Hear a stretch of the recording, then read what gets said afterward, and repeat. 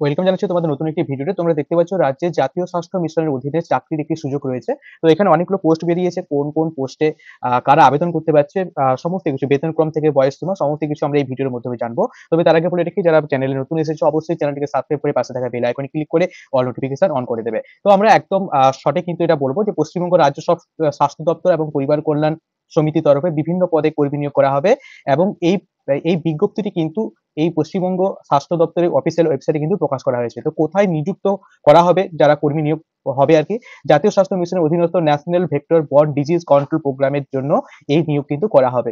তো এখানে নিয়োগ প্রক্রিয়া যদি আমরা দেখে নিই কিভাবে নিয়োগটি করা হবে, এটা কিন্তু টোটালি চুক্তির ভিত্তিতে নিয়োগ করা হবে।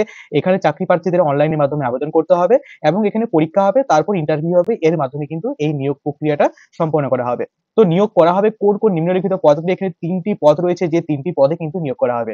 প্রথমে যেটা রয়েছে ম্যানেজার, তারপর যেটা রয়েছে দেখো যে স্টেট প্রোগ্রাম ম্যানেজার এবং স্টেট কোঅর্ডিনেটর, এই তিনটি পদে কিন্তু নিয়োগ করা হবে। তো এই ক্ষেত্রে বয়সের সময়সীমা যদি দেখা যায় যে 21 বছর থেকে 67 বছরের মধ্যে হলেই কিন্তু এখানে আবেদন করতে পারবেন। অর্থাৎ 67 বলতে এখানে এক্সপিরিয়েন্স যারা আছে তারাও কিন্তু এখানে আবেদন করতে পারবে।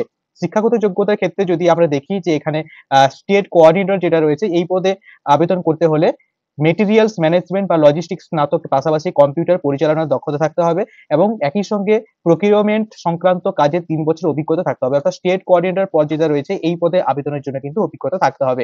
এছাড়া যদি যাদের যদি মাস্টার্স ডিগ্রি করা থাকে, ডিপ্লোমা করা থাকে, এমফিল করা থাকে, পিএইচডি করা রয়েছে, তারা কিন্তু এই নিয়োগের ক্ষেত্রে অগ্রাধিকার পেয়ে যাবে। এবং অন্যান্য যে পোস্ট যেগুলো রয়েছে, পদ যেগুলো রয়েছে, প্রত্যেকটা পদে কিন্তু বিভিন্ন বিভিন্ন শিক্ষাগত যোগ্যতার মাপকাঠি রয়েছে। তো যদি আমরা বেতনক্রম দেখি যে এখানে কিন্তু পারিশ্রমিক দেওয়া হবে মাসে 38,000 টাকা থেকে শুরু করে 70,000 টাকা পর্যন্ত। এবং আবেদন শেষ তারিখ কিন্তু এখানে আগামী 29 জুলাই এর মধ্যে আবেদন করতে হবে।